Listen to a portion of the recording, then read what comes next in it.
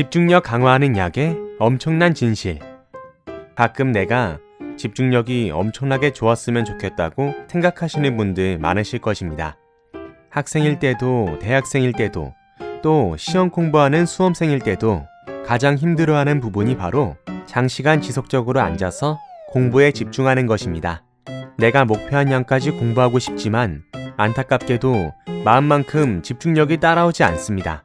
조금만 집중하다가도 왜 그런지 자꾸 다른 생각이 떠오르고, 하지만 우리는 비단 수험생 때만 집중력이 필요한 것은 아닙니다.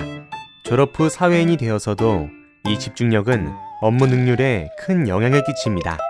업무 시간에 열심히 집중해서 일을 깔끔하게 딱 마무리하고 칼퇴근하고 싶지만 마음처럼 집중이 잘 되지 않는 일이 많습니다. 일을 하다가도 커피 한 잔 마시고 할까 생각이 들고 수시로 핸드폰도 보고 싶습니다. 또 날씨라도 좋으면 산책을 한번 하고 싶은 마음이 들어 도저히 집중을 길게 할 수 없습니다.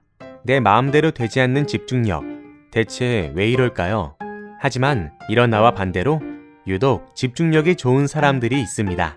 이 사람들은 1시간이고 2시간이고 화장실도 가지 않을 정도로 엄청난 집중력을 보입니다.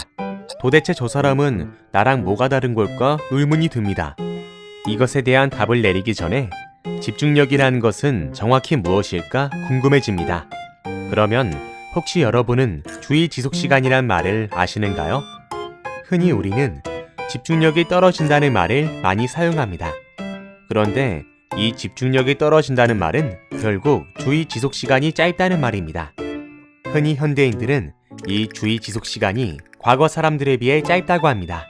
이에 대해 영국 로이드 TBS 보험회사와 사회학자 데이비드 목슨 교수팀이 함께 성인 1000명을 대상으로 이 주의 지속시간을 연구해 보았더니 현대인의 주의 지속시간은 평균적으로 5분 7초라고 측정되었습니다. 그럼 과거 10년 전의 평균 주의 지속시간은 과연 얼마나 길었을 것 같나요? 놀랍게도 현재의 2배가 넘은 12분이었습니다. 이쯤에서 의문점이 듭니다. 현대인은 과거보다 더 많은 정보를 습득하고 뇌를 사용하는 일이 더 많은데 집중시간은 왜 이렇게 점점 짧아지는 것일까요? 혹 한꺼번에 처리해야 할 일이 많아지다 보니 하나에 집중하지 못하는 것일까요? 아니면 너무 빠르게 돌아가는 일상 때문일까요?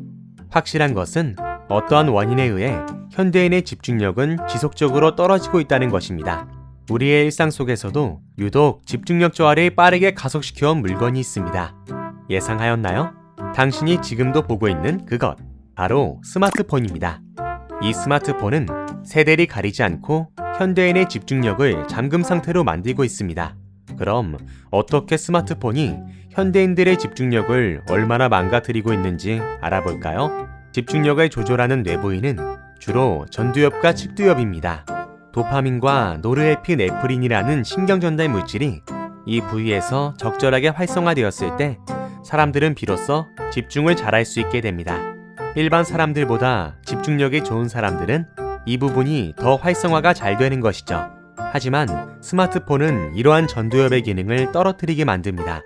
사용자가 원하는 정보와 기능을 즉각적이고 손쉽게 제공해주고 자극적인 콘텐츠를 자유롭게 접근할 수 있는 점 때문에 뇌의 쾌락중추가 과도하게 자극을 받게 되고 이는 전두엽을 기능이 점점 떨어지게 만듭니다. 이 때문에 스마트폰의 사용시간이 길어질수록 집중력이 점점 저하될 가능성은 커진다고 합니다. 최근에는 주의 집중력 장애를 앓는 사람들의 비율이 높아지는 원인이 이 스마트폰 사용과 연관이 있을 것으로 보입니다. 하지만 다행히도 집중력은 인위적인 노력으로 회복할 수 있다는 점입니다. 명상, 바둑, 스마트폰 줄이기처럼 집중력을 높이는 데 도움을 주는 다양한 방법이 존재하지만 사람들은 좀 더 심플하고 간편한 방법으로 즉각적으로 집중력을 높이길 원합니다. 마치 어린 왕자에서 나온 알약 한 알로 종일 배가 부를 수 있는 약처럼 집중력을 높이는 약이 있으면 어떨까 생각도 듭니다. 그런데 놀라운 사실이 있습니다. 최근 수험생들과 학부모들 사이에 집중력을 높이기 위해 수소문하며 찾는 것이 있다고 합니다. 바로 이 집중력을 높여주는 약입니다. 이 약을 먹은 사람들은 산만함이 싹 사라지면서 장시간 가만히 앉아서 공부할 수 있게 되는 신묘한 약이라고 하는데요. 새로 나온 신약이라고 생각하실 수도 있지만 사실 이 약은 오래전부터 사용되어 왔습니다. 하지만 이 집중력을 높이는 약의 실체는 결코 여러분이 생각하시는 것처럼 빛나는 만능 해결사가 아니었습니다. 학부모들이 너도 나도 처방받으려고 했던 집중력을 높이는 약은 사실 바로 항정신 약이었습니다. 네, 집중력을 높이는 약의 실체는 바로 ADH 치료제입니다. ADH는 주의력 결핍, 과잉 행동, 충동적 행동 같은 증상을 나타내는 정신질환으로 증상은 보통 어린 나이에 나타나며 여아보단 남아에서 더 흔합니다. ADH는 보통 나이가 들면서 증상이 개선되는 편이지만 그렇다고 성인에게 아예 나타나지 않는 건 아닙니다. 성인에게서는 보통 과잉 행동 증상은 감소하지만 반대로 주의력 결핍은 더 심해지는 경향을 보입니다. 다행히도 이 증상의 대부분은 약물 치료로 조절이 가능합니다. ADH 환자의 뇌는 주의 집중력을 조절하는 신경전달 물질인 도파민과 노르에피네프린이 부족한 것으로 알려져 있는데요. 따라서 이 치료제는 뇌의 도파민과 노르에피네프린을 증가시킵니다. 인위적으로 도파민과 노르에피네프린을 높여 집중력을 증가시킨다니 말만 들으면 집중력을 높이는 만능 치트키로 보일지도 모릅니다. 하지만 ADH로 인한 집중력 장애와 일반인의 집중력 감소는 완전히 다른 문제입니다. 앞서 설명해드린 바와 같이 ADH는 신경 전달 물질 부족 등이 원인이지만 일반인에게 나타난 집중력 감소는 대부분 체력 저하나 피로 탓입니다. 따라서 일반인이 이 ADH 치료제를 집중력을 높이는 약으로 복용한다면 부작용이 나타날 가능성이 큽니다.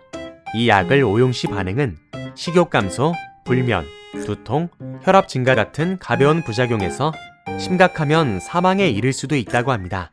특히 ADHD 약 중 하나인 메틸페니데이트의 경우 부작용은 더욱 심각합니다. 두통과 불안감은 물론 심각하면 환각 망상이 나타나고 자살 시도까지 할 위험이 있습니다.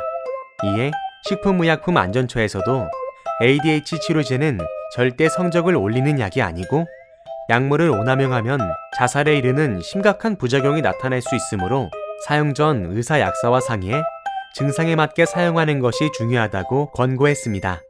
학부모들이나 수험생들은 집중력을 쉽게 높이고 싶은 마음에 약물에 의존하고 싶은 마음도 들겠지만 소탐 대실이라고 집중력을 조금 향상하려다 몸과 정신이 완전히 망가질 수도 있습니다.